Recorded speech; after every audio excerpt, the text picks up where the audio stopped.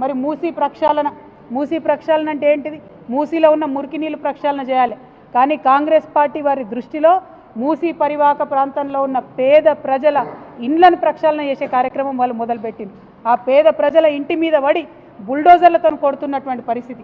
మరి ఆనాడే మేము ఆలోచన చేసినాం, మూసీ రివర్ డెవలప్మెంట్ కోసం ఒక బోర్డు పెట్టాం. దానికి సుధీర్ రెడ్డి గారు చైర్మన్గా కూడా ఉన్నారు. నాకు తెలిసి 20,000 కోట్ల లోపలనే దానికోసం ప్రణాళికలు కూడా సిద్ధం చేసి మొత్తం కూడా ప్రక్షాళన చేయాలనుకున్నాం. కానీ ఇవాళ ముఖ్యమంత్రి గారు ఏమంటారు? ఒకసారి 50,000 కోట్లు అంటాడు, ఒకసారి 1,00,000 కోట్లు అంటాడు, ఒకసారి 1,50,000 కోట్లు అంటాడు. మరి ఎందుకోసం అన్ని కోట్లు?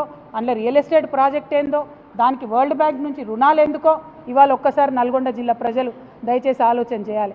మూసీ పేరుతోని మన రాష్ట్రాన్ని మళ్ళా ఏటీఎంగా మార్చి మూసీలో వచ్చినటువంటి మనీని ఢిల్లీకి పంపే ఆలోచన తప్పితే ఇంకోటి ముఖ్యమంత్రి గారికి లేదు. దీన్ని నల్గొండ జిల్లా ప్రజలు దయచేసి అర్థం చేసుకోవాలని కోరుతా ఉన్నాను. మూసీ పేరుతో ఇక్కడ వచ్చి ప్రారంభోత్సవం చేస్తామని చెప్పి అడ్డగోలు మాటలు ముఖ్యమంత్రి గారు మాట్లాడారు. వారు మాట్లాడిన మాటలు నల్గొండ జిల్లా ప్రజలందరూ కూడా విన్నారు.